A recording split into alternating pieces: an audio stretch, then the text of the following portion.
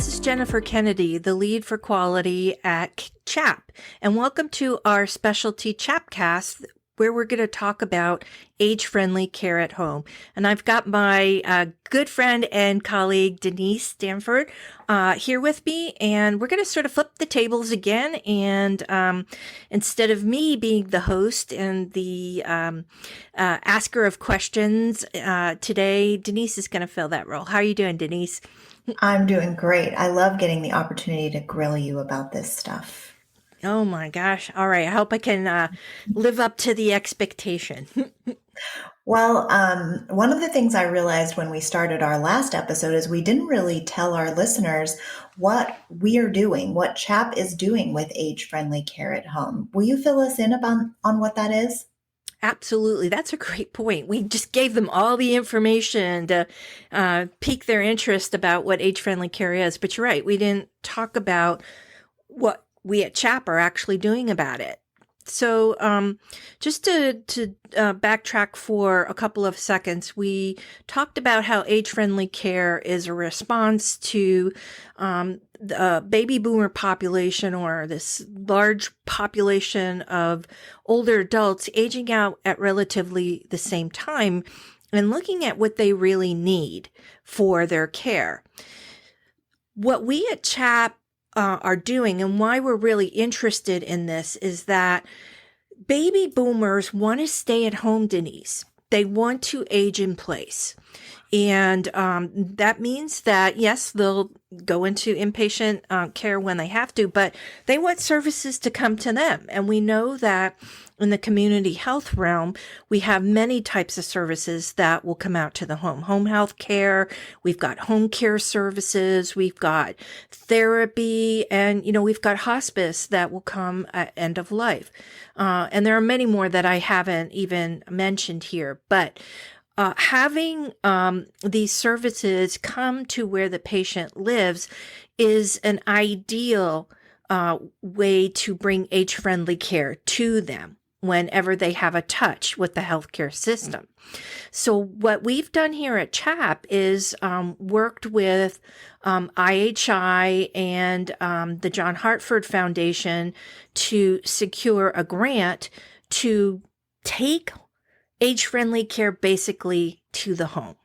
And we've developed specialty standards of care, which we will offer to any provider, it can be home health, hospice, etc., who is interested in becoming a certified age-friendly care at home provider.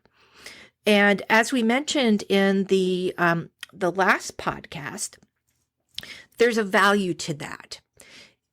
We know that age-friendly care systems, which are, hospitals and extended systems, there's good pickup in terms of the interest in age-friendly care and adopting age-friendly care as a system. So a home care provider or a home-based care provider really has great value when they come to a system and say, I want to partner with you to help you care for your patients when they come away from your system and go back home to where they live and where they want to be. Hey, and guess what? We're age-friendly care certified at home. So does that sort of feel like we're covering where we're going and why we're doing this? And it's really exciting. I'm excited about it. It is exciting. And so this is going to be something that our customers, accreditation customers, can ask for in addition to their accreditation. Is that correct? Absolutely. I see this, and we're going to talk about the 4Ms in just a couple of minutes, but this really dovetails brilliantly with what you're doing, with what you're already doing, whether you're a home care provider or home health provider or hospice provider, palliative care provider. This is, as we said when we last spoke, leveling up your patient-centered care. That's awesome. So, as you mentioned, today we really want to focus heavily on these 4Ms and what they really mean in an application to the healthcare being provided. So, can you walk us back through the 4Ms and tell us a little bit more about each one? Yes, I would be delighted to do that. So we mentioned the 4Ms in our previous podcast, and the 4Ms are an organizational framework, and they are developed as evidence-based practices to achieve the most optimal outcomes that can be achieved. So these 4Ms in this framework, when they're consistently practiced as part of everyday care that you're giving your older adults, you're going to have better outcomes with that adult in terms of whatever outcomes you're looking for. And that would be including their satisfaction as it relates to their experience with you as a healthcare provider. So the key drivers when we're talking about age-friendly care in this framework are we have to always start with assessment. We have to use that lens, that 4M lens, when we're actually assessing each and every patient that comes to you and is in your care. And then we need to act on that assessment, meaning that we've got to incorporate the application of the 4Ms to that patient's individualized plan of care as it is meaningful and as it is evidence-based for them. Okay. So starting with the what matters, can you walk us through that? Yeah. And don't you think that's the most important thing to ask somebody? What matters to you? It doesn't matter whether you're, you've just had a surgery and you come home and you're in a home health care and you got somebody who's going to come in, maybe a nurse coming to look at your wound and maybe getting a little physical therapy along with that. What matters most to you? That should be the first question out of the provider's mouth. When they walk in, after, of course, introductions, all of that. But when we're talking about before we start a formalized assessment that dovetails with your EMR, we should be saying, what matters here for you? What do you want to accomplish? What do you want to get out of this experience? And that's where we've got to start, and that's where we've got to keep the focus. If we're really doing good patient-centered care, documenting what that response is and then communicating that to the rest of the care team, it has to be key. Because if we're doing good coordinated care and care planning, we can't just keep information to ourselves. We have to communicate it with every person in that care team that's going to have contact with that older adult and their family. So much of healthcare in the past has been providers like telling patients what they need to do or have to do. So this is such a welcome shift to really thinking of that patient first and the things that are most important to them. And then, like you said, really being very mindful about incorporating the whole care team, including the family or other support systems that would be involved in that. Yeah, absolutely. I mean, asking someone what matters opens the door up to shared decision making, which, maybe you need to educate somebody about what shared decision making is and what it looks like. Maybe they're not familiar with that, or they don't even know they have a right to that. So that, is the good, I like to call it the springboard into those conversations of shared decision making. So I've read a lot over this past year, Denise, about baby boomer generation. And there's a lot of different studies and articles out there that say this is really the first generation in the U.S. that actually want to direct their healthcare. They want to make choices. They know what they want. And they're really engaged to communicate that for the most part about what they want and what they don't want. So if you think about your grandmother, the doctor told me to do this, so I have to do it. Well, you don't really, unless you think it's the best thing for you. But they would never question a physician. Your grandmother or our great grandmothers would never question a physician or say, hey, I think I want to do this instead of that. So this is an interesting time for healthcare because this is a whole new generation that is really invested in directing their own healthcare. Yeah. I like what you said just then about how it could be an opportunity to educate.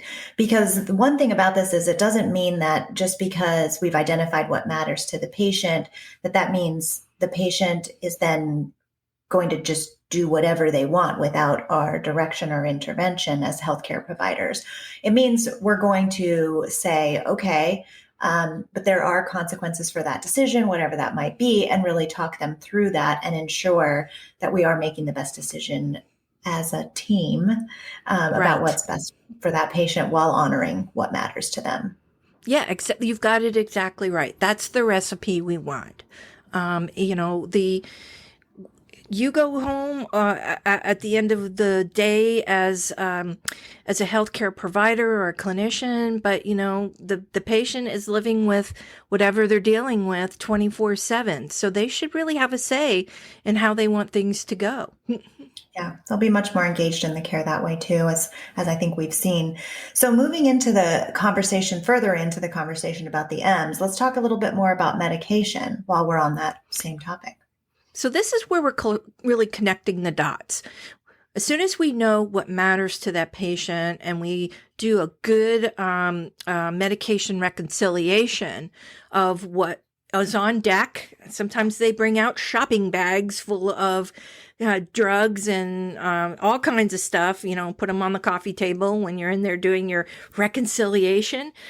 Going through all of it and seeing what they're actually taking is really a key step. And then seeing what we can get rid of. If there are high-risk medications that we can get rid of out of their daily consumption, let's do it. If there are medications they don't like because it makes them fuzzy and they can't do what matters to them, then we maybe get rid of it and think about a replacement if they even need a replacement. So deprescribing after a good medication reconciliation is a process that ties into this 4M application. But again, the what matters is driving the medication assessment and then again, the prescription. Right. So the goal with this then is to make sure that the medication they're taking isn't interfering with what matters to them or with their mentation or mobility, which we're going to move into. Absolutely. You've got it right. All right. Well, let's talk a little bit about mobility then.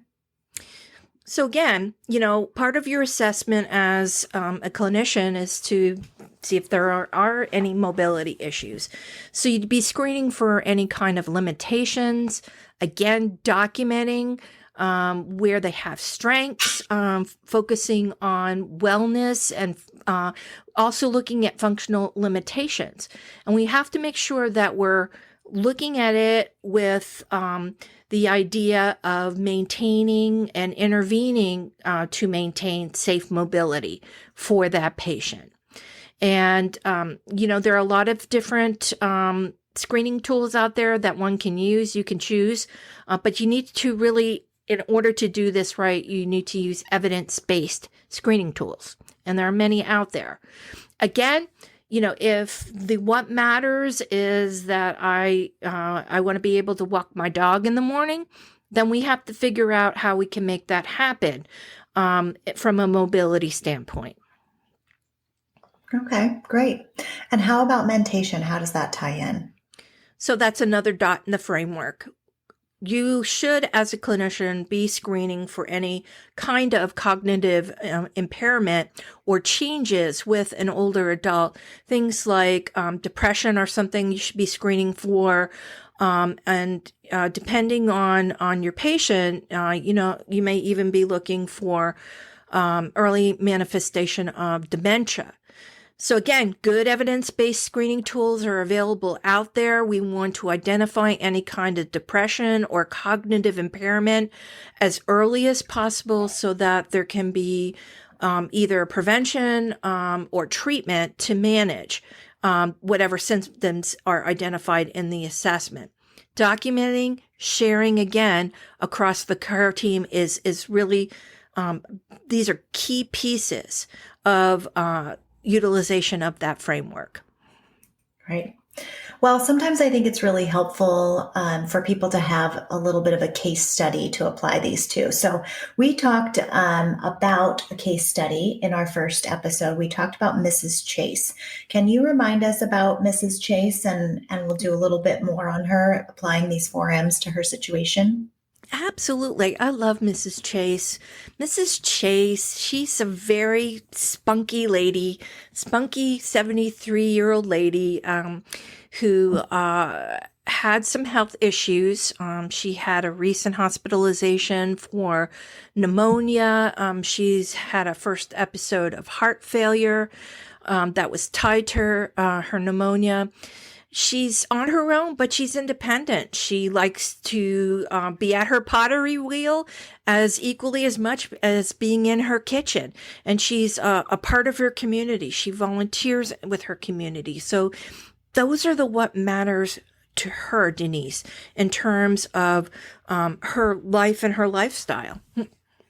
Okay. So let's take a look a little bit more about her situation.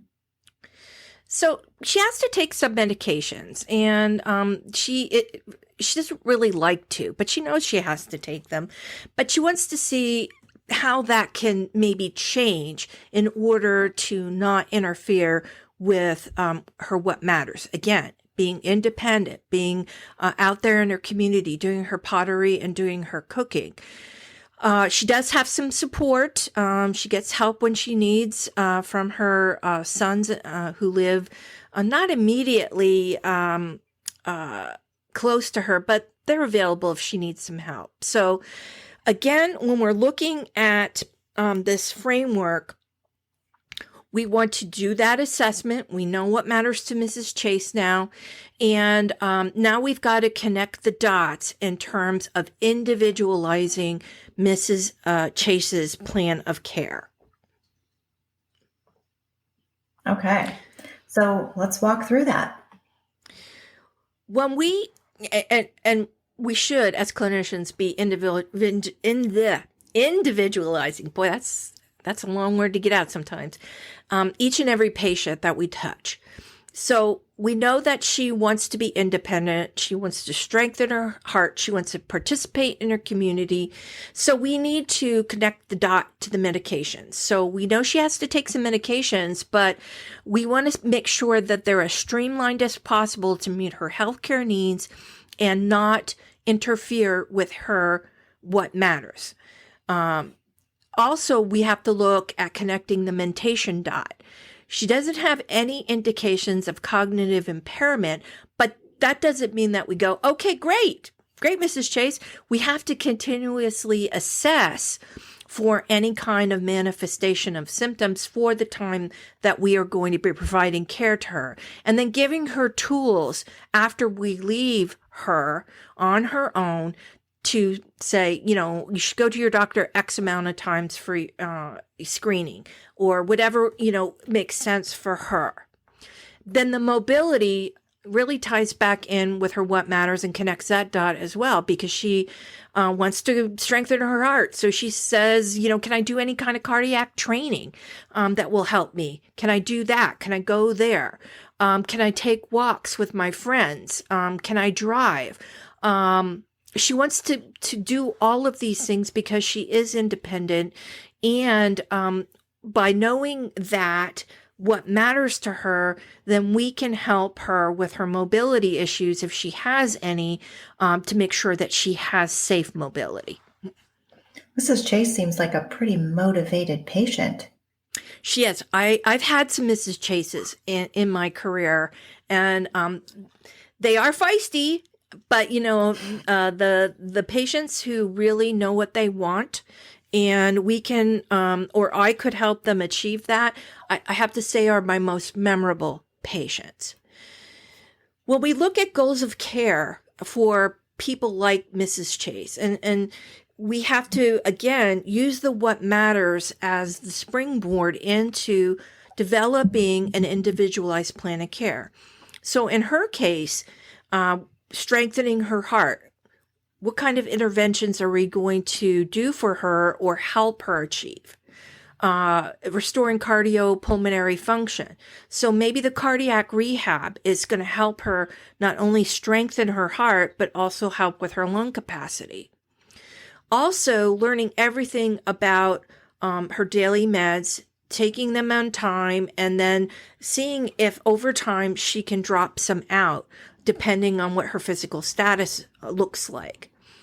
Also, making sure that her need to be part of her community, to be independent, her spiritual needs, all of these things, we're going to help her achieve by applying the 4Ms. Can she ambulate or walk safely? Can she drive her car to go to her community activities? Are the medications interfering with any of that? Continuously assessing for cognitive impairment that might interfere with that. So we're using evidence-based practices, assessment, and then intervention in order to help her achieve the goals that she wants to achieve. When we're talking about it like this, it just seems like such an obvious approach to care. And I know it hasn't always been, but I think what I reflect on about this is that I can't imagine a patient like Mrs. Chase being happy with any other approach to care besides this. No, I don't think so. She knows what she wants. She has developed the lifestyle that works for her. And for me, it doesn't feel like a Mrs. Chase doesn't want to be hampered down with health issues or have that interfere with what she wants to accomplish in her life. And that's great that Mrs. Chase came to us like that. She's fiercely independent. She knows what she wants and what she doesn't want. But you're also going to have patients that don't know that they can say, I don't want this, or I want this. And we can work with them to achieve those things. So like you said a little while ago, Denise, there's a piece of education, big piece of education that has to happen with every life that you touch when you go out to somebody's home and you're going to offer them care. Well, what a beautiful thing, too, to be able to just ask someone that question about what matters to them and really listen to them when they talk to you about that. There's just no way that's not going to improve their patient experience. And like you said earlier, really provide differentiation for organizations that are implementing this and getting better quality scores, better patient satisfaction overall, and obviously main goal, just having better outcomes for their patients. Absolutely. And isn't that what we want for them? We want them to have the best outcome and experience possible. Yeah, that's great for me as a provider and my scores, but that's not why we do this. We want them to have the best possible outcome. Absolutely. Well, that's the end of this module, and I just want to thank you for walking us a little bit further along that 4M framework. We do have one more episode that we have planned at the moment. I'm sure we'll have more down the line as we identify more needs for learning material in this area, but we're going to really be diving in on the value of age-friendly care at home and some of the quality components that have been incorporated into this in our next episode. We absolutely will. Thanks, Denise.